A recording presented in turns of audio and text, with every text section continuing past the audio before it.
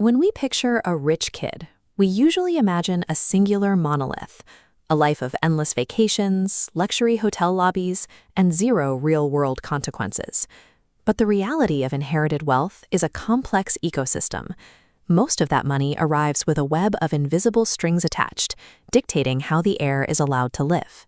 Elite youth culture is actually divided into 10 distinct sociological subcultures, each operating with its own specific rules, anxieties, and levels of autonomy. We can map these groups on a spectrum. On the far left, we find absolute personal freedom. On the far right, we find strict generational control. Mapping where an heir falls on this line reveals the hidden costs behind the luxury, explaining why two people with the same bank balance can live entirely different lives. At the baseline of perceived wealth is the fake rich kid.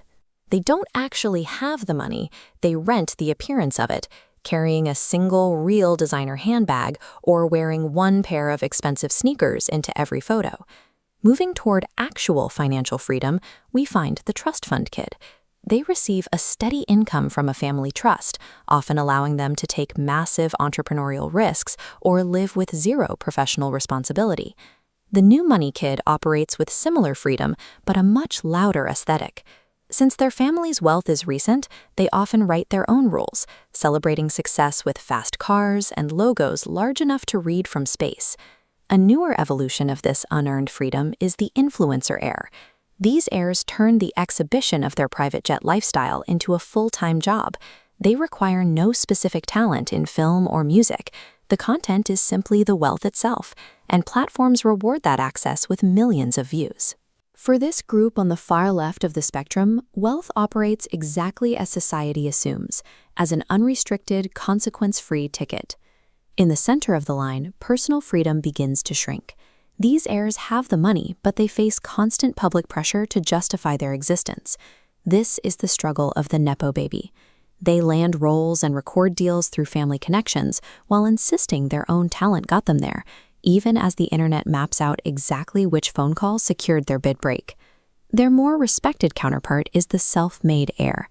They use the family resources as a safety net, but choose to build their own businesses or take demanding jobs rather than living off the family name.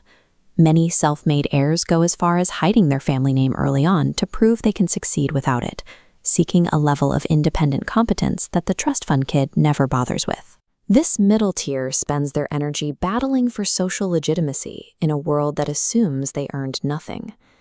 On the extreme right, wealth stops being a tool for freedom and becomes a cage of obligation. This is old money. Their wealth was built generations ago. They practice stealth wealth, wearing plain, expensive clothing and following strict etiquette. This environment produces the boarding school kid, sent away at age 11 to historic academies. They gain independence early, but often grow up detached from their own families, seeing home only during short holiday breaks. The ultimate form of this control is the family business or pressure cooker kid. Every life decision, from academic grades to choosing a spouse, arrives preloaded with expectations. They are often put to work in the family company early, learning the business while their peers are still choosing a major. For this archetype, making an independent life choice feels less like a personal preference and more like a betrayal of 3 generations of ancestors. From the inside, this amaze privilege can feel like the least free life on the list, because the one thing these heirs are never allowed to do is fail. Every dollar of inherited wealth arrives tied to a specific set of social rules and obligations. Our fascination with the elite comes from watching them navigate the friction between high-status living and the heavy weight of family expectation. While wealth makes daily survival effortless, retaining that fortune across generations requires a willingness to live inside a surprisingly restricted gilded cage.